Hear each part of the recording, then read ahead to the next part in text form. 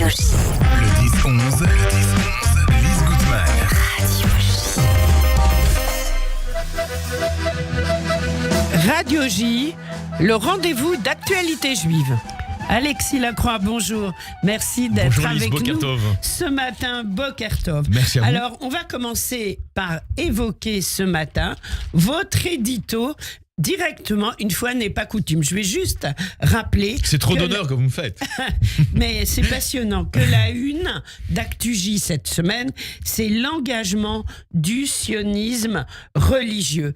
Et vous faites vraiment bien la différence entre les sionistes religieux, ceux qui ont une kippa sur la tête, qui sont intégrés à l'État d'Israël et qui font l'armée, c'est important de le préciser, et les Haredim qui, eux, sont un autre mouvement dans lesquels l'armée essaye justement, vers lesquels l'armée essaye d'aller. On peut en dire un mot d'ailleurs tout de suite, Voilà. on va y revenir, chère Oui. Lise, mais vous avez raison, c'est un sujet d'importance C'est important. qui est dans l'actualité, puisqu'il y a ce débat sur la question de savoir s'il faut ou non mettre fin à l'exemption d'obligations militaires, de service, mais aussi les midouim, etc., et d'obligations militaires d'engagement en cas de guerre, comme c'est le cas actuellement, qui avait été décidé par David Ben Gurion au moment de la fondation de l'État pour ce qu'on appelle les Haredim. Et aujourd'hui, il y a un Ce débat. sont les ultra-orthodoxes. Voilà, il y a un- Je précise. Vous avez raison de préciser, et Ouais. c'est vrai qu'aujourd'hui, on le voit dans une partie de la presse française. Je ne dis pas toute la presse française, là aussi, il faut être nuancé, mais il y a des confusions. Et donc, on confond les sionistes religieux, les datiim et les haredim, Voilà. etc. Alors qu'effectivement, il y a des orientations idéologiques, on y revient largement dans le dossier C'est qu'on a passionnant. construit avec Yael Oui. et avec Laurent Cohen-Coudard. Mais par ailleurs, il y a des situations qui, relativement à l'engagement armé dans des situations d'hostilité existentielle, comme celle que connaît Israël aujourd'hui, diffèrent. C'est-à-dire qu'effectivement, globalement, le monde haredi est exempté et ne souhaite pas aujourd'hui s'engager sous les drapeaux. Je dis globalement, il y a des exceptions naturellement. Et en revanche, nous avons un sionisme religieux qui est représenté par diverses personnalités, inutile de les énumérer, Oui. et qui a eu des incarnations politiques d'ailleurs, Voilà, comme et qui est très militant. comme Naftali Bennett Oui. ces dernières années, qui en revanche assume pleinement, et même, j'allais dire, plus que peut-être d'autres courants, son engagement sous les drapeaux. Donc voilà l'objet du dossier, mais on peut y Alors, revenir il y a- après, si il vous y voulez. a un témoignage passionnant à découvrir, celui de Mendel Rata, qui est Haredi, qui est ultra-orthodoxe. Il dit « J'ai mis un an à me décider, mais j'ai décidé de m'engager. » Voilà, un c'est ça. exemple Alors ça, à c'est suivre. Nathalie qui l'a, qui Oui. l'a interviewé, et c'est vrai que Et c'est passionnant. c'est intéressant. Alors c'est un influenceur, c'est Oui. un chanteur aussi, mais issu justement de ce monde dit ultra-orthodoxe. Et il constitue effectivement une des exceptions Voilà. dans ce monde de gens qui se disent mais non, aujourd'hui les enjeux existentiels, de survie existentielle pour l'État d'Israël sont trop importants pour que nous nous cantonnions à rester, comme on dit en français, sur notre aventin. Bien sûr. L'aventin, en l'occurrence, c'est pas rien, ça n'est pas négligeable. Mhm. C'est l'étude, etc. Le peuple juif repose aussi sur le souffle des petits-enfants qui étudient. Vous le savez, Bien depuis sûr. Rabbi Chaim de Volozhin. Oui. Mais aujourd'hui, il y a des priorités qui s'imposent. Et donc, nous avons ouvert le débat, tout Et simplement. c'est Nous sommes- formidable. et Alors, nous sommes un journal de pluralisme, c'est-à-dire que dans un monde aujourd'hui où les gens sont de plus en plus dans des couloirs et avec beaucoup de sectarisme, nous confrontons les points de vue. Vous avez raison, il y a Mendel Rata, mais il y a aussi des représentants de ce courant, justement, Bien sioniste sûr. religieux, qui est l'héritier en réalité du Rav Kook, et au-delà du Rav Kook, de personnalités du 19e siècle remarquables comme Yehuda Alkalai, par exemple, oui. ou Kalischer. Mais nous avons aussi donné la parole à des hommes de gauche. Ilan Greilsheimer, par exemple, qui avait écrit un livre sur les hommes en noir, analyse cette situation et considère effectivement, alors c'est son point de vue, hein, mais considère qu'aujourd'hui, c'est une faute morale de Mais ne pas oui. s'engager pour défendre le pays. Tout à fait. À lire absolument. Alexis Lacroix. Trump, Musk et la nouvelle Ah oui. Amérique. Et derrière tout cela, la Chine. C'est votre édito. On aimerait bien en savoir plus. Alors, je vais essayer de simplifier, mais Oui. les personnes que cela intéresse, grâce à vous, le liront.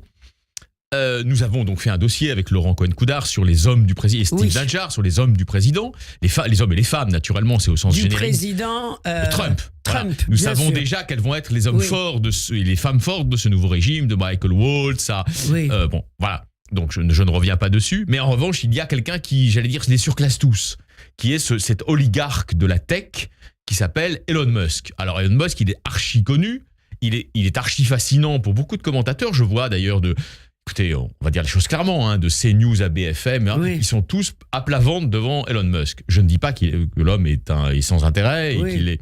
Mais en revanche, il y a des choses qui ont été passées sous silence ces dernières semaines.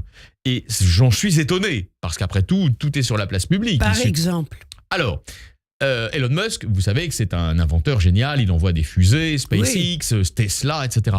Mais c'est aussi l'une des personnes qui nous propose un avenir pour l'humanité qui, à titre personnel, là je m'exprime en mon nom, c'est l'édito, Oui. me paraît tout à fait interrogeable. C'est-à-dire, c'est ce qu'on appelle, vous savez, dans le langage technique des philosophes, le transhumanisme. Oui. L'hybridation des hommes et des machines. Et je rappelle une phrase que personne n'a rappelée dans la dernière séquence depuis l'élection de son poulain politique Donald Trump. Personne ne l'a rappelé. Si tu ne peux pas toi-même maîtriser la machine, deviens toi-même machine. C'est extraordinaire de dire ça. Extraordinaire. Vous voyez, c'est un programme qui a lieu aujourd'hui dans la Silicon Valley, qui se développe à très grande vitesse, sur fond d'intelligence artificielle générative, d'ailleurs par parenthèse. Et Elon Musk est l'un des principaux bailleurs de fonds de ce programme mondial. Et donc, pourquoi je le connecte avec la Chine? Pour une raison qui va intéresser, à mon avis, nos auditeurs et nos Bien auditrices. sûr.